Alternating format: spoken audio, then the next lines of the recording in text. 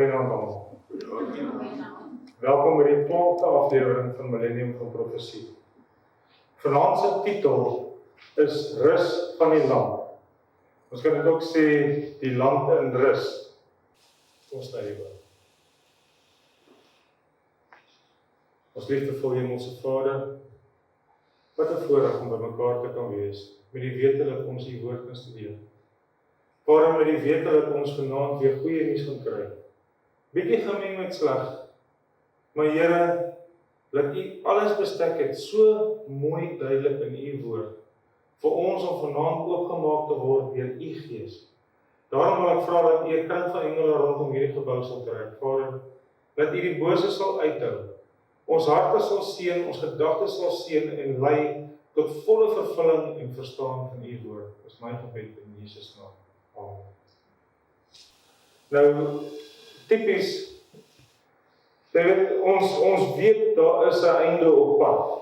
Ons weet daar is vernietiging op pad. En die manier wat die aarde besig is om aan te gaan, kan hy nie vir ewig so aangaan.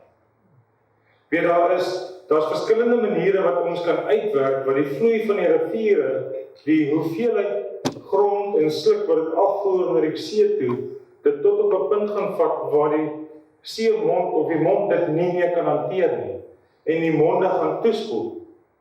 Weet, en ons het reeds gesien dat die dooie see, onder die dooie see, geen water laat uitgaan nie, en soos wat dit verdamp, is die dooie see se soutgehalte van so 'n aard dat niks binne dit kan leef nie. Nou, dieselfde sal met ons riviere gebeur. Julle weet hoekom is die see sout? Dis basies al die soutte en minerale wat opgelos word van die binneland af, wat die riviere inspoel na die see toe, waar dit op 'n oppervlak, waar die water verdamp en die sout agterlaat. Een van die hoofbasiese redes. Ons het baie professors wat vir ons al wys dat 'n vis se blaas is so geontwerp dat hy eintlik varswater moet wees. En dat dit 'n mikro-evolusie is wat hom in soutwater laat leef. Maar, soos wat die aarde besig is om aan te beweeg, gaan ons by die punt kom waar, hoeveel mense het al gehoor van die derde wêreldoorlog, die slag van Aangebied, dit wat die aarde gaan vernietig. Nou die Bybel sê, die aarde sal vernietig word deur 'n klip sonder mense hande. So dit sal nie mense se toedoen wees nie. Nie soos wat die Hollywood mense wil laat glo dat die atoombomme gaan val en dit gaan uiteindelik die aarde se einde beteken. Nee, daar is wel 'n tyd wat die aarde einde gaan wees. Ons sal sien, in die begin, in die skepping, het God hierdie aarde volmaak geskaap. Volmaak in elke weer. Man en vrou het hy volmaak geskaap met die doel om die aarde te bewoon, te bevolk. En sou sonde nie ingesluip het nie, sou dit so kon aangaan vir ewig. Ons weet hulle het toegang gehad tot die boom van die lewe, en soos wat hulle uit die tuin uitgevat is dit om nie meer toegang te hê tot die boom van lewe nie. Maar met die sondeval, sê die Bybel vir ons in Genesis 3 vers 17, vervloek is die aarde om jou ontwil, en in die sweet van jou aangesig sal jy brood eet. Met ander woorde, die aarde sou bewerk word om jou lewe te voed. Jy sou die grond moes bewerk. As jy die grond bewerk, sal dit sy vermoë aan jou nie meer gee nie. Genesis 4 vers 12. Die Here het 'n wet ingesit, waar die grond of die land 6 jaar in gebruik moes wees. 6 jaar kon jy saai, kon jy plant, maar die 7de jaar moes jy dit laat rus. En so sou die Here 'n seën oor daai grond gegee het, dat as jy om die 7de jaar laat rus het, sou jou opbrengste daarna beter gewees het. Ons weet ook uit die Bybel dat op daardie 7de jaar was die armes, het die grond laat rus vir die armes. En 6 jaar lank moet jy jou land besaai en die opbrengs daarvan insamel. Maar in die 7de moet jy dit ongebruik en braak laat lê, dat die arme mense van jou volk kan eet. Dit wil sê, dit wat dan opkom, moes hulle kon gaan oes. Ons het 'n voorbeeld daarvan met Rut in die Bybel, waar sy eintlik een van die armes wat agterna gegaan het, om te gaan oes, te gaan insamel. Maar, interessant, ons het nergens 'n voorbeeld in die Bybel, waar Israel dit toegepas het. Dit was een van die wette gewees, maar daar is nie 'n voorbeeld fisies waar hulle dit toegepas het. Hulle het aangegaan, hulle het gesaai, hulle het gemaai, hulle het bymekaar gemaak, hulle het versamel, hulle het heeltemal aangegaan tot op die punt wat die Here se genadebeker vol geloop het. En hy het vir hulle gesê dat vir 70 jaar sal hulle in ballingskap gaan, omdat hulle sy Sabbate nagelaat het. Nou, interessant, meeste van die gevalle waar Israel in ballingskap ingeneem is, of 'n straf van die Here afgekry, het dit gehandel oor die Sabbat. En dit is toevallig een van die gebooie wat seker die meeste aanval daar buitekant het, is dit nie. Nou ons kyk die voorbeelde wat die Bybel dit vir ons gee, as jy 6 jaar werk, 7de jaar moet hy rus. Ons het so 'n tipologie in die Bybel wat presies dieselfde voorspelling vir ons gee. Soos Petrus vir ons sê, 'n dag van die Here is soos 1000 jaar. En ons weet dat 4000 jaar voor Christus is die aarde geskape. Onthou ek het vir julle in een van die vorige lesings dit vir julle die lyn gegee. Dit is van Adam af tot by Abraham, van Abraham af tot by Jesus. Van Jesus af tot by ons. Ons leef vandag in daardie 6de dag se skemertyd. Ons is regtig net voor die 7de dag sal aanbreek. En weer eens is Sabbat een van die grootste kwelpunte wat daar in die omtrek is. In die algemene Christendom is dit die kwelpunt waaroor niemand wil saamstem nie. Nou in die Bybel, 2 Kronieke 36 vers 19, het hulle die huis van God verbrand en die muur van Jerusalem omgegooi en al die paleise daarvan met vuur verbrand. Wie het dit gedoen? Babilon het Jerusalem ingeval. Want daar was die eerste aan begin met die lesing waar Daniël in ballingskap Babilon toegeneem is. Nou interessant, die wat van die swaard oorgebly het, het hy na Babel in ballingskap weggevoer. Ons weet Daniël en sy vriende het daar uiteindelik opgeëindig, maar die ander is met die swaard gedood. So hierso is 'n voorbeeld waar God se oordeel oor die volk gekom het. 'n sekere hoeveelheid of sekeres van hulle is gespaar en lewendig na 'n koninkryk toe gevat. En die ander is dood nagelaat. Totdat die land van sy Sabbate vergoeding gekry het, al die dae van 'n verwoesting het dit gerus om 70 jaar vol te maak. Nou ons lees in die boek Daniël, lees ons dat Daniël het hierdie profesie in Jesegiel gesien en hy het besef dat die tyd kom nader wat dit moet gebeur. En dit is een van die drome wat ons nie die volgende lesing maar oor 2 of 3 lesings gaan behandel. Waar hy agtergekom het hierdie 70 jaar is besig om tot 'n vervulling te kom. En die 70 jaar wat hulle in ballingskap was, maar let op, dat die land vir sy Sabbate vergoeding gekry het. So weer eens in tipologie is hierdie grond Israel is verbrand, hy's Woestyn leeggelos vir 'n Sabbatstydperk. Nou, die muur van Jerusalem lê stikken en sy poorte is met vuur verbrand. Nehemia 1 vers 3. Die poorte is met vuur verbrand. Moenie dat hierdie klein tekentjies julle ontgaan nie. Want wat gebeur daarna? Daniël kry die boodskap van wanneer die tempel en die mure weer herbou sal word, is in Nehemia se tyd. Die mense kom terug na Jerusalem toe en hulle herbou. Met ander woorde, ons kry 'n nuwe Jerusalem. Maar ons het die muur opgebou en die volk was met hulle hart in die werk. Nehemia 4 vers 6. Nou om die les te begin, vraag 1. Watse gebeurtenisse kenmerk die begin van die 1000 jaar? Watse 1000 jaar? Onthou die aarde is 6000 jaar oud, en daar is 1000 jaar van vrede in die hemel. Watse gebeurtenis merk die begin daarvan?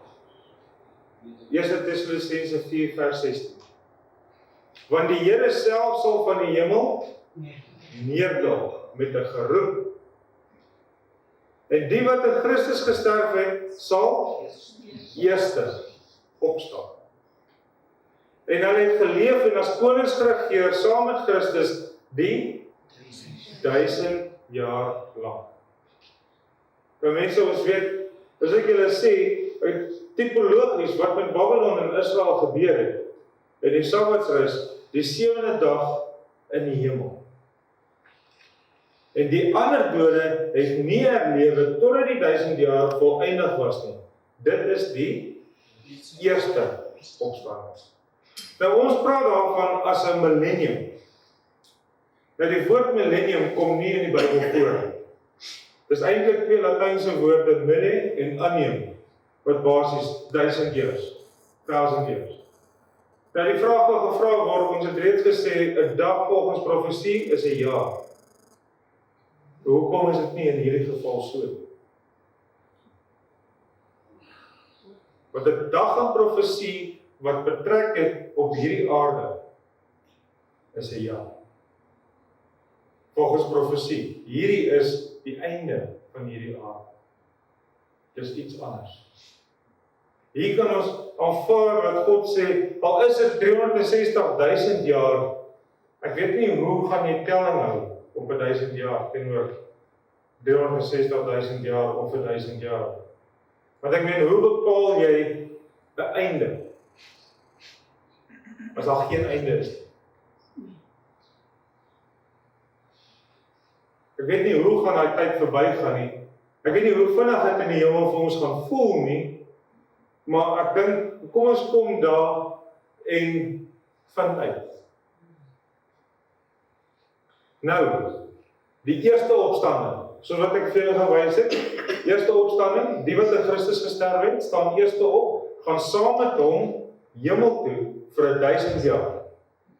Die tweede opstanding is wanneer terugkom en die goddeloos sal gewerk word. Wat anders sal gebeur met die eerste opstanding? Ons sal kom daar. Ons sal nie wel almal ontslaap nie, maar ons sal almal verander word in 'n oomblik, in 'n oogwink, by die laaste bassein. Want die bassein sal weer klink en die dode sal onverganklik opgewek word. Nou die dode word onverganklik opgewek, die wat in die lewe oorbly, en ek dink hier sit vanaand van ons wat in die lewe sal oorbly, moet daai onverganklikheid nog meer bekleed word. Nou, Christus kan ons sê was onverganklik opgewek, maar hulle kon hom erken vir wie hy was. Hulle het hom as Jesus gesien, so hy's opgewek soos ons is. Soos jy vandag leef, jy moet erkenbaar wees. Moses was erken. Nou dit gaan altyd met verstand te bowe, dat nie een van daai mense voor die tyd vir Moses al kon gesien het nie. Maar toe hy daar op die berg van verheerliking saam met Jesus verskyn het almal hom erken as Moses. Nou kyk, hulle het nie ons tegnologie gehad vandag nie, maar dis nou 'n interessante punt. Dink daaraan, dat toe die land vernietig is, of die wêreld vernietig is met die sondvloed in Noag se tyd, het die Here gesê dat die mense verbeelding was toenemend boos geweest. En vandag as ons sien wat ons verbeelding ryke wêreld uitgesaai word op die kassie, is dit toenemend boos. Nou, 'n selfoon, 'n rekenaar, hierdie is alles tegnologie wat kommunikasie tussen ons vergemaklik. Maar die Bybel sê, daar's niks onder die son. So as jy in die hemel kom, en jou verstand is oop tot die volle mag wat jou verstand kan wees, Wie weet wat sy tegnologie is ons tot ons beskikking daar? Hoe is die kommunikasie tussen die engele en ons en hoe hulle alles weet? Dis nogal iets om aan te dink. Wat ons vermeerderde liggaam van gedaante sal verander om gelykvormig te word aan sy verheerlike liggaam. Dit wil sê ons weet sy voorbeeld is hoe dit was. Ons weet hulle kon aan hom raak. Maar mense, hy kon deur 'n muur loop, hy kon deur 'n gesluite deur gaan. Hy het geëet. Wel, ek glo nie ons gaan wingerde plant vir die mooiheid in die hemel nie. En die boom van die lewe gaan vrugte dra. En dan sal die ongeregtiges geopenbaar word. Hy wat die Here sal verdelg en deur die verskyning van sy wederkoms. Wat gebeur met die goddeloses op die aarde? Onthou die storie wat ek julle begin, die vergelyking wat ek gemaak het. Wat het gebeur met die mense van wat nie Babilon toe gevoer is nie?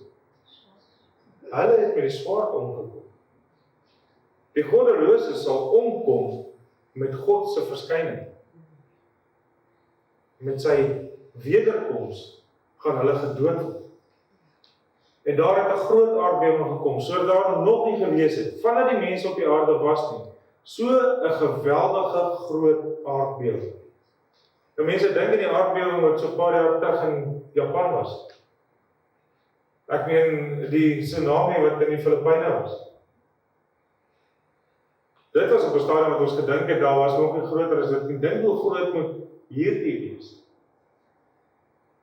Dit laat my dink, dit gee my 'n ander prentjie vir die wat gaan sê Christus kom om ons te verlos.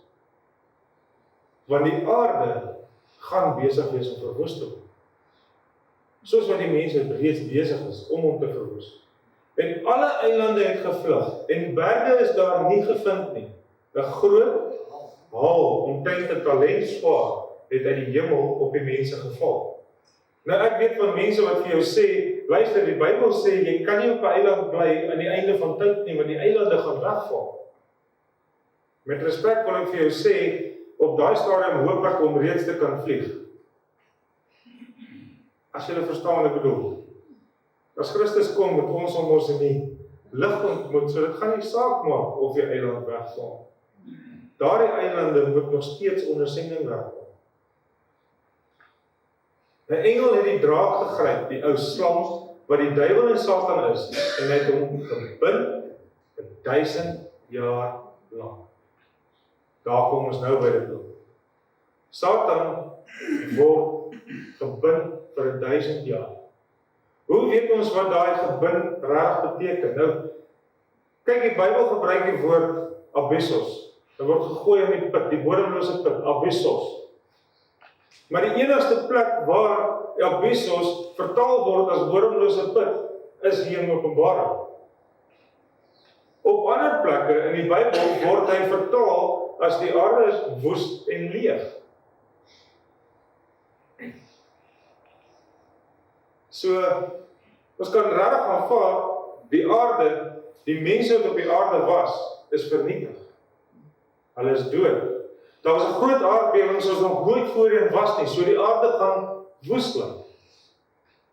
Satan word op die aarde gegooi met geen ontsnappingsroete of teruggaan of weggaan van die aarde af nie. Hy is op die aarde met niemand om te beset nie. Nou kyk, dit is wat die engele doen, dis wat die engele nodig het. Die engele het nodig om 'n medium te beset. Satan het 'n slang besit. Die man wat ons kry op die eiland, wat Christus na toe gaan, met die legio van duiwels wat in hom is. Toe Christus hulle uitjaag, toe vra hulle om in die varke in te gaan, want hulle het 'n medium nodig. Nou interessant, hulle het vir Christus gevra, Christus het hulle nooit fisies toestemming gegee, gaan in die varke nie. Hy het eintlik net vir hulle gesê, gaan. Ons weet hulle het in die varke ingevaar. En die varke het so mal geraak, hulle het in die water geval en hulle het verdrink. Maar Satan is gebind want hy het niemand om te beset nie. En as jy nou daaraan wil dink, 1/3 van die engele gaan saam met hom op hierdie aarde wees. Hy het 1/3 van die engele mislei en hy het vir hulle gesê, volg my, ek kan 'n beter regering gee as God. En daai 1/3 van die engele sal ons nou voor hom staan. Basies dag en nag en hom vra, kyk wat het jy ons ingelos. Dit gaan taamlik hel wees vir hom. So ek dink as amper bietjie waarheid in hierdie hel storie waarvan hy beheer is. Jesus self noem hom die prins van hierdie aarde. En dit wat hy gewys het, hy beter kan doen, of beweer het, hy beter kan doen as God, gaan hy vir 1000 jaar na moet kyk, en ook moet wandel, en sy werke aanskou. Wie sal opgewek word in die tweede opstanding, en wanneer sal dit plaasvind? Johannes 5 vers 28 en 29 sê, almal wat in die grafte is, sy stem sal hoor en sal uitgaan, die wat goed gedoen het tot die opstanding van die lewe, en die wat kwaad gedoen het tot die opstanding van die veroordeling. Nou ons weet klaar, daar is die eerste opstanding en die tweede opstanding. Die eerste opstanding is die wat goed gedoen het na Christus toe. Soos ons reeds gesê, opgewek, saam met Christus, die lig in. Die tweede is as die 1000 jaar verby is. En die ander dode het nie herlewe totdat die 1000 jaar voleindig was nie. Openbaring 20 vers 5. Met ander woorde, hulle staan na die 1000 jaar op. Die mense wat op die aarde is, word na die 1000 jaar opgewek. Wat is op die aarde na 1000 jaar? Wat is die kondisie van die aarde gedurende die 1000 jaar? Bybel antwoord ons en sê Jesaja 24 vers 1, kyk, die Here maak die aarde leeg en verwoest dit, en hy keer sy oppervlakte om en verstrooi sy bewoners. Nou daar is 'n ander siening buite in die wêreld op die oomblik, waar hulle sê, jy het 'n 7 jaar van wegraping, daar's 'n geheime wegraping, en vir 7 jaar het die mense op die aarde 'n tweede kans, wanneer die anti-kris ontbloot word, almal die werke gaan sien, en almal bekeer sal word deur die 144.000. Dis nie Bybels nie, want die Bybel sê, die aarde is leeg. Dis nie iets waarmee ons regtig kan saamstem. Want mense, wat meer sal Satan die mense wil laat glo, as dat jy 'n tweede kans het? Wie vul hulle belastingvorms in die eerste aand wat jy kry? Behalwe oomlik. Maar ek doen dit nie. Wie doen dit? Want jy het mos nog 'n kans, en nog 'n kans, en nog 'n kans, en nog 'n kans, en dit is uitstel. Nou die Here weet van uitstel kom afstel. Hy gee vir ons genoegsame tyd om ons keuse te maak. Maar daai tyd het ook 'n einde. Ek het na die aarde gekyk en dit was woes en leeg. Ook na die hemel en sy lig was daar nie. Ek het na die berge gekyk en hulle het gebewe en al die heuwels het geskit. Daar was geen mens nie en al die voëls van die hemel het weggevlieg. Die land van die tuine was 'n woestyn en al sy stede was afgebreek voor die Here, voor sy toorn gloed. En die wat deur die Here verslaan is, sal die dag lê van die een einde van die aarde tot die ander einde van die aarde. Hulle sal nie beklaag of versamel of begrawe word nie. Hoekom nie? Want daar is niemand om hulle te begrawe nie. Behalwe die duiwel self, wat op hierdie aarde moet wandel, en die werkers, die vrug van sy werk, die ander werk, moet aanskou. Waar sal die heiliges wees gedurende die 1000 jaar, en wat sal hulle doen? Nou, Dis is ook 'n klein miskonsepsie, maar en as ek gegaan en vir julle plek berei het, kom ek weer en sal julle na my toe neem, sodat julle ook kan wees waar ek is. Onthou, hy het sy plek gaan gereed maak. Dit wil sê, hy gaan dit nie gereed maak en dit dan afbring aarde toe en sy koninkryk hier kom stig. Dis die miskonsepsie, dis wat baie mense glo. Baie mense glo dat hy dit in Johannes 14 sê, en dan in Johannes 17 sê, dat hy wat die wil van my Vader doen, ek en my Vader by hom sal woon, deur die heilige middel van die Heilige Gees. Dit wil sê, hy's klaar hierso. Met die uitstorting van die Heilige Gees is hy klaar in ons. Dis 'n leerstelling wat buite die rondte doen. Maar dit pas nie by die aarde is woes en leeg nie. Dit pas nie by daai Sabbatsrus wat die aarde moet ingaan. Vir die 1000 jaar, vir die dag, Sabbatsrus. Soos die Here dit in die begin in die fondamente gelê het nie. Dit pas nie daarby in nie. En ek het trone gesien, en hulle daarop kan sit. En aan hulle is die oordeel gegee. En hulle het geleef en as konings geregeer saam met Christus die 1000 jaar lank. Onthou, vir hulle is die oordeel gegee. Nou, ek kan nie dink dit sal 'n oordeel wees van papierus, of bome wat afgekap moet word om papier gemaak te word, en jy sit met 'n leer daarvan almal. Weet, toe Daniel die droom gegee is dit 'n panoramiese gebeurtenis gewees. Hy kon dit visueel sien.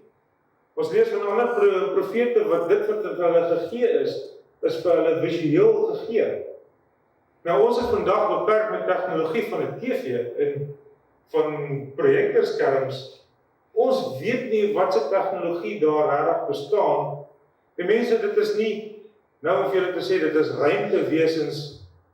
By God is net niks onmoontlik. Hoe hy dit vir jou wys, gaan vir julle sê, kom ons gaan kyk en vind self uit.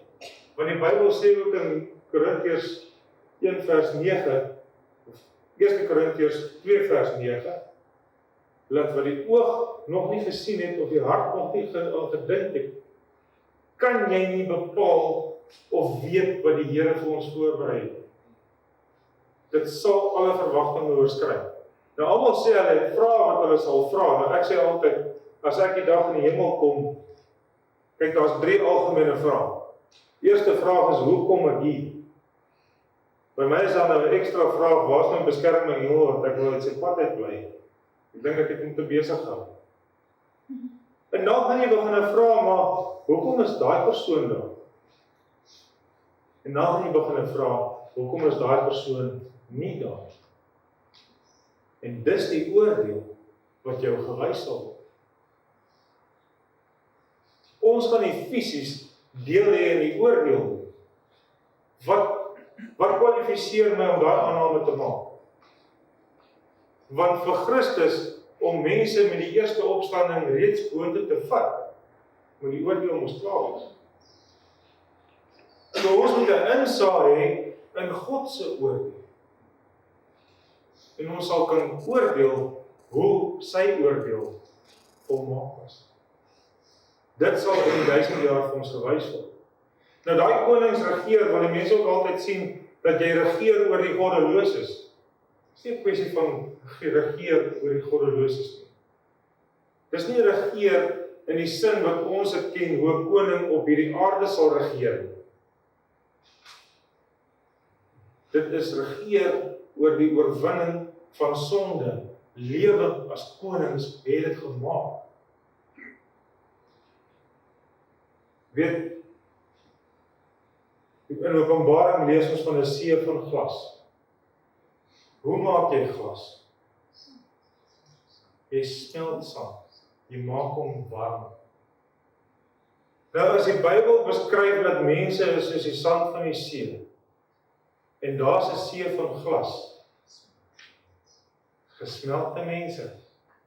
Dis mense wat deur die vuuroond kon gaan. Sulke pragtige voorbeelde.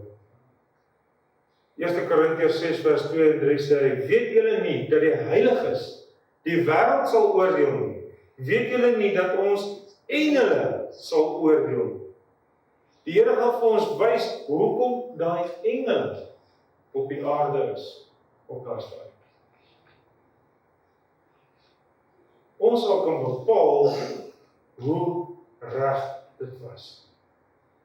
Jy sal kan sien hoekom is broer of suster so en so in die hemel. Dink aan Paulus. Paulus word op die skouers in die hemel ingedra deur die engele.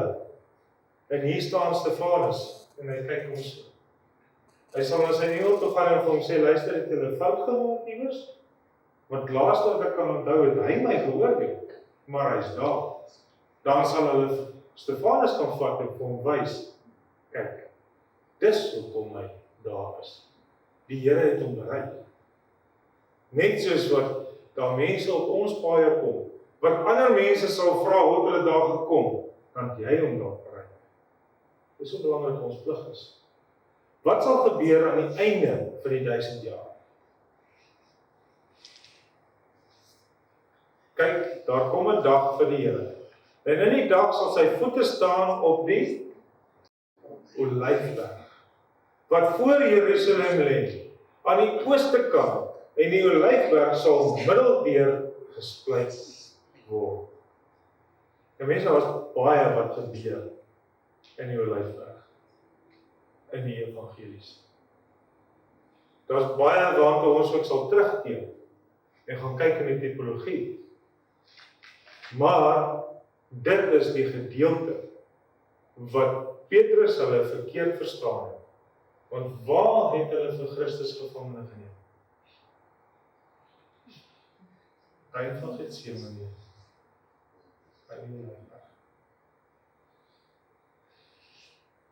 Kan julle verstaan hoekom het hulle dit verkeerd aangeneem? Dan sal die Here my God kom, al die heiliges met u, en die Here sal koning wees oor die hele aarde. Sagaria 14. Mense, gaan die aarde, gaan die middelpunt van die koning van die heelal wees. As jy nou die aand gekyk van die komende koninkryk, waar die nuwe Jerusalem op hierdie aarde neerdaal. En dit ek ook vir julle gesê van die huidige misleiding, hoe die aarde dit sal sien. En ek, Johannes, het die heilige stad, die nuwe Jerusalem sien, neerdaal van God, uit die hemel. Toeberei soos 'n bruid wat vir haar man versier is. Wat sal volgende gebeur wanneer Satan ontbind word van sy tronk? Nou onthou, hy word ontbind van sy tronk, want die Bybel sê, en die ander dode het nie herlewe tot die 1000 jaar voleindig was nie. En wanneer die 1000 jaar voleindig is, sal die Satan uit sy gevangenis ontbind word, want die einde van die 1000 jaar word die ander dode opgewek. So skielik het hy weer mense rondom hom. Nou kan jy dink, al die dode word opgewek. Hier gaan jy mense hê soos Napoleon, Adolf Hitler, mense wat in oorlog gesterf het. Mense wat in die midde van hulle geveg gesterf het. Dink aan Alexander die Grote. Alexander die Grote het basies in 'n oorlogssituasie dronk geword en homself doodgedrink. En die oggend wat hy wakker word uit sy slaap uit, is hy in watse situasie? Volgens hom nog steeds 'n oorlogssituasie. Wat sal die Satan doen wanneer die bose opgewek word? En hy sal uitgaan om die nasies te verlei, wat in die 4 hoeke van die aarde is, die Gog en die Magog, om hulle te versamel vir die oorlog, en hulle getal is soos die sand van die see. Nou onthou, hulle is nog steeds sandkorrels, hulle is nie soos see van glas nie. Maar, hy gaan die Gog en die Magog. Nou vir julle 'n bietjie huiswerk by die huis. Gaan kyk 'n bietjie waar kry jy Gog en Magog in die Bybel. Het enige van julle dit al gedoen? Dis oor die algemeen die aanduiding vir die mense wat teen God is. Die volke wat teen God se volk was. Sê Gog en die Mag. En dan het opgekom oor die breedte van die aarde en die laar van die heiliges en die geliefde stad omsingel. Dis wat my die interessantste is van hierdie film Independence Day. En die ander een wat Mel Gibson gedoen het van Science. Daar waar hulle die ruimtewese oorwin, is wanneer die wêrelde bymekaar kom en saam die oorlog gaan voer. Sien, Satan weet dit. Satan weet dit. Maar mense, baie van ons weet dit nog. Op hierdie kritieke oomblik, wat sal alles stop? En dis die klein gedeelte wat ons soms mis. En ek het 'n groot wit troon gesien, en hom wat daarop sit, en die dode is geoordeel, na wat in die boeke geskryf is, volgens hulle werke. Daar staan hy met 'n sekel in sy hand. Nou die aarde word vergelyk met 'n land wat gesaai word en geoes word. En gesaai word en geoes word. Maar die 7de jaar, wie oes? Armes. Wat sê Jesus by die bergpredikasie? Wie is salig? Want julle sal die aarde beerwe. Daar is 'n kunstenaarsvoorstelling, laat Satan daar staan en die wêreld bedaar en Christus op sy troon. Maar onthou die Bybel sê ook, elke knie sal buig. En elkeen van daai goddeloses wat die stad storm, net voordat hulle vernietig word, word die oordeel vir hulle ook gegee. Daar's 'n breekdeel van 'n oomblik, wat hulle Christus gaan sien vir wie hy is. Die Bybel sê, die wat hom gesteek het, in sy sy, gaan hom sien. Hulle gaan sien, daai Romeinse soldate wat rondom gestaan het, die hoëpriesters wat hom gekruisig het, gaan hom sien en hom erken as die Jesus wat hulle op die kruis gehang het. En hulle sal tot die besef kom dat hulle weer was verkeerd gewees. Maar daar's nie 'n tweede kans nie. Wat gaan gebeur nadat die bose geoordeel is? Onthou, en dit is amper vir my, dis 'n moeilike omskrywing om te gee, want hulle word nie daar geoordeel nie, hulle word daar vertel wat die oordeel is. Want onthou, hulle is reeds aan daai kant. Die Bybel sê nie vir ons een oomblik dat een van daai aan daai kant voorgesê word, jy's eintlik goed genoeg, kom in nie. So die oordeel moes al klaar gewees het. Moet daai punt nie mis nie. Wat gaan gebeur nadat die bose geoordeel is? So wragtig as ek leef, sê die Here, voor my sal elke knie buig. En elke tong sal God bely. Sodat in die naam van Jesus sou buig, elke knie van die wat in die hemel, en die wat op die aarde, en die wat onder die aarde is, en elke tong sou bely, dat Jesus Christus die Here is, tot die heerlikheid van God, die Vader. En ek het iets soos 'n groot stem gehoor, wat sê, sy oordeling is waaragtig en regverdig. Soos ek julle sê, in die 1000 jaar sal ons sien, jy sal nie een vraag ongeantwoord kry nie. En mense, die Bybel sê, dit wat jy in die privaat doen, sal op die berge tentoongestel word.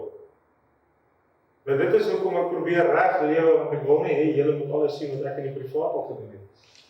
Maar gelukkig weet ek, die Here dink nooit weer daaraan. So die sondes waarvoor jy vergewe is, Dis wat dit so belangrik maak, om jou sondes te bely. Wat sal volgende gebeur?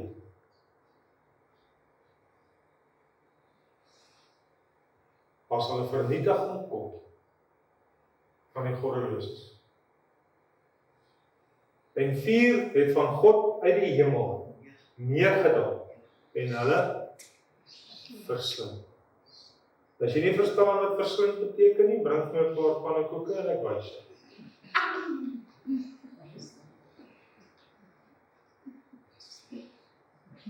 En as dit bevind is dat iemand nie opgeskryf was in die boek van die lewe nie, is hy in die poel van vuur gewerp.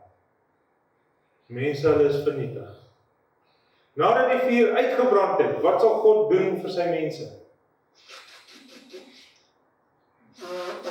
Nou, net so 'n bietjie agter of herhaling hierso, net om alles saam te vat.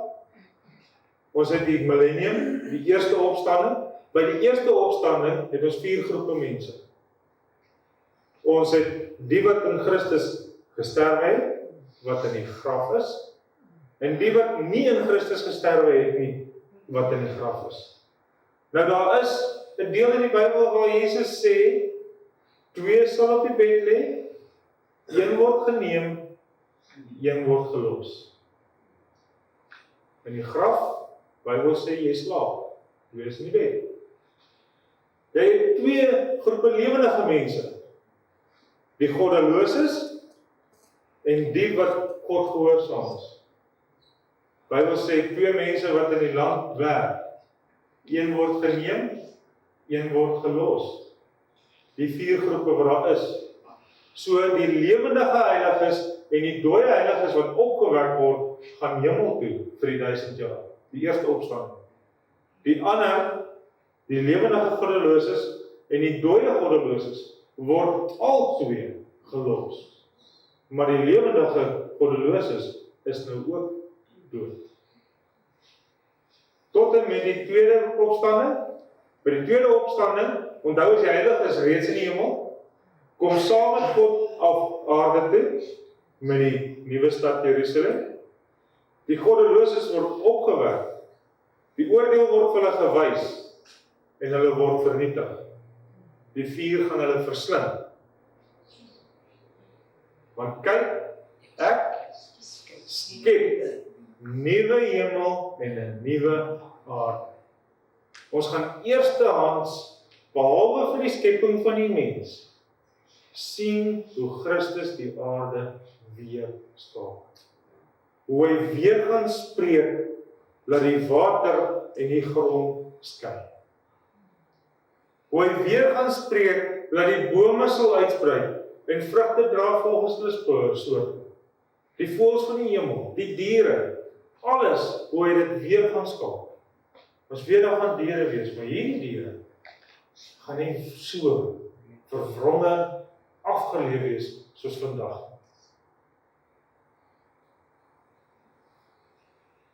Maar ons verwag volgens sy belofte nuwe hemel en 'n nuwe aarde waarin geregtigheid woon. Nou die Bybel sê hy gaan ons trane afvee. En dit wat van oud was, sal nie in ons herinnering opkom nie. En waar sal God en die regverdiges uiteindelik bly? Die Bybel sê vir ons Openbaring 21 vers 3. Kyk, die tabernakel van God is by die mense, en hy sal by hulle woon. Salig is die sagmoediges, want hulle sal die aarde beerwe. Matteus 5 vers 5. Hoeveel wonderliker kan 'n mens dit voorstel? Maar weer eens, ons moet daar kom, en ons moet die padkaart klaar studeer, om daar te kom. Baie goed. Hemelse Vader, ons kan nie eens ons gedagte uitbring wat U vir ons voorberei. Al wat ons kan weet, en wat ons kan hoop, is dat ons dit sal maak.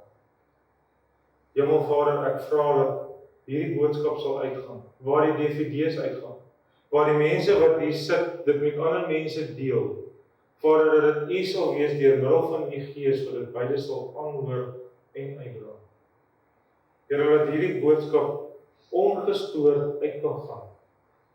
Dat ons daardie punt kan bereik, so die Bybel sê, die reddende genade het aan elkeen verskyn. En hierdie evangelie sal wêreldwyd verkondig word. Dan sal die einde kom. Maar Vader, ons weet dis nie 'n einde vir ons nie, dis 'n begin. En dis daardie begin waarna ons uitsien. Vader, hou ons vas, dat ons dit saam met U kan maak. Dis my gebed in Jesus naam. Amen.